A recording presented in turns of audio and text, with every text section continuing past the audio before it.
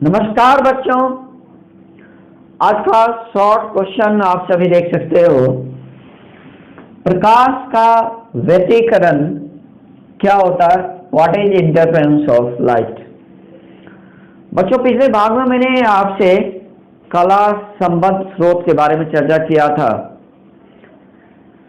कि दो स्रोत जिनसे निर्गत प्रकाश तरंग किसी भी बिंदु पर एक ही फेज में मिलते हैं या उनके बीच का फेज डिफरेंस कांस्टेंट बना रहता है समय के साथ, तो वे दोनों कला संबद्ध स्रोत कहलाते हैं। बच्चों, आज का जो क्वेश्चन है वह है प्रकाश का व्यतिकरण क्या होता है? What is interference of light? तो बच्चों, ऐसा है कि जब दो कला संबद्ध स्रोत से निर्गत प्रकाश का अध्यारोपण होता है, तब उसके अध्यारोपण के कारण से अलग अलग बिंदुओं पर परिणामी प्रकाश की तीव्रता अलग अलग होता है। अर्थात परिणामी प्रकाश का जो ऊर्जा है वह अलग अलग बिंदु पर अलग अलग हो जाता है। तो कला संबद्ध प्रकाश तरंगों की अध्यारोपण के कारण परिणामी तरंग की तीव्रता या ऊर्जा की जो बंटवारा की यह घटना है, यही प्रकाश का व्यतिकरण कहलाता है। तो इसे सटीक शब्दों में कैसे लिखा जाना चाहिए, तो आप देख सकते हो, यहां मैंने आपके सामने लिखा है कि दो कला संबद्ध स्रोतों से निर्गत प्रकाश तरंगों की अध्यारोपण के कारण परिणामी प्रकाश तरंग की तीव्रता अलग अलग बिंदुओं पर अलग अलग होते हैं।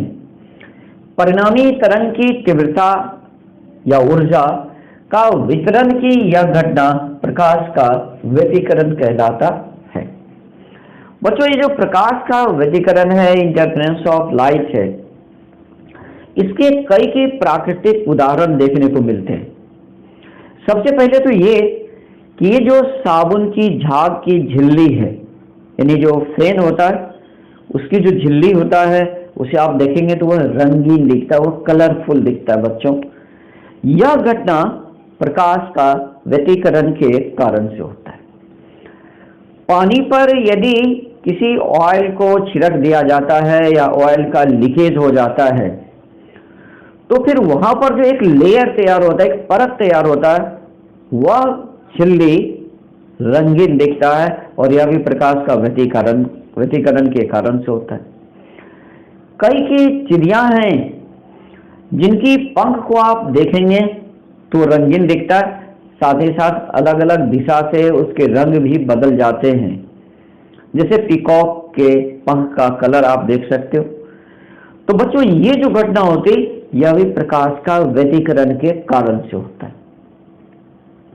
या सड़क पर, रोड पर वाहन के द्वारा जो लीकेज ऑयल होता है, जो तेल लीक करता है, उसे अगर आप देखोगे तो वह भी कलरफुल दिखता है सूर्य प्रकाश की उपस्थिति में। तो बच्चों, यह भी प्रकाश का व्यतिकरण के कारण से होता है। अब इसके बाद जब आप यह समझ लेते हो कि प्रकाश का व्यतिकरण क्या है, तो उसके बाद आता है कि संपोषी व्यतिकरण और विनाशी व्यतिकरण, जिसे कि कंस्ट्रक्टिव इंटरफेरेंस कहते हैं और डिस्ट्रक्टिव इंटरफेरेंस कहते हैं, वो क्या होते हैं? चलिए, जस्ट मैं आपको यह बताने जा रहा हूं कि ये संपोषी व्यतिकरण क्या है और विनाशी व्यतिकरण क्या होता है।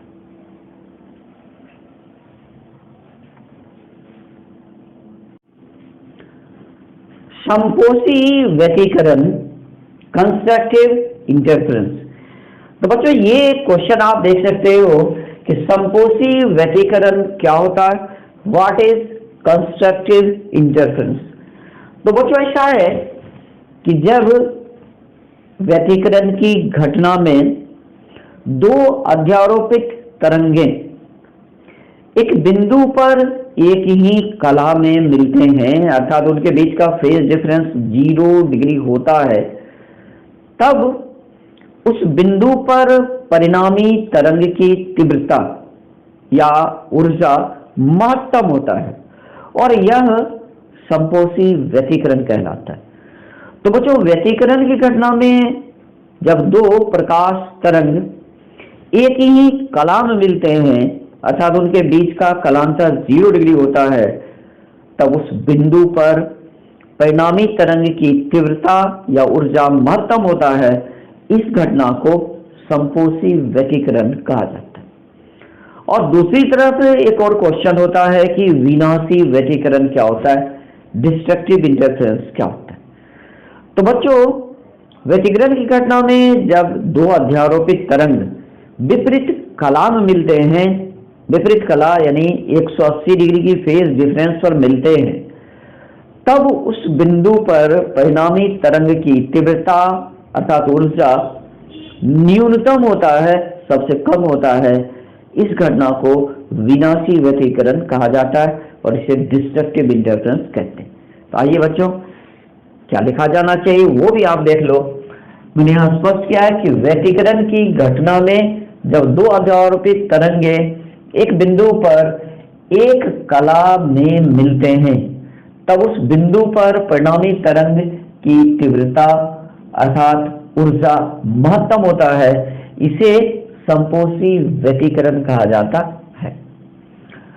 संपोषी व्यतिकरण चमक यानी ब्राइटनेस उत्पन्न करता है। तो जाहिर है कि जिस बिंदु पर परिणामी तरंग की तीव्रता या ऊर्जा महत्तम होगा, जैसे वहां पर ब्राइटनेस उत्पन्न होता है, चमक उत्पन्न होता है। इसलिए हम लोग कहते हैं कि संपोषी व्यतिकरण चमक उत्पन्न करता है अर्थात ब्राइटनेस उत्पन्न करता है। और ये लीजिए व्यतिकरण की घटना में जब दो अध्यारोपित तरंगे एक बिंदु पर विपरीत कला में मिलते हैं, तब उस बिंदु पर परिणामी तरंग की तीव्रता अर्थात ऊर्जा न्यूनतम होता है। इसे विनाशी व्यतिकरण कहा जाता है। तो बच्चों ये जो विनाशी व्यतिकरण है ये कालापन उत्पन्न करता है, डार्कनेस उत्पन्न करता है। तो बच्चों ये बहुत ही इंपॉर्टेंट क्वेश्चन है, आप जरूर इसे याद रखोगे बोर्ड एग्जामिनेशन के पॉइंट ऑफ व्यू से और कंपटीशन के पॉइंट ऑफ व्यू से भी। तो आज के लिए बस इतना ही। थैंक यू, धन्यवाद।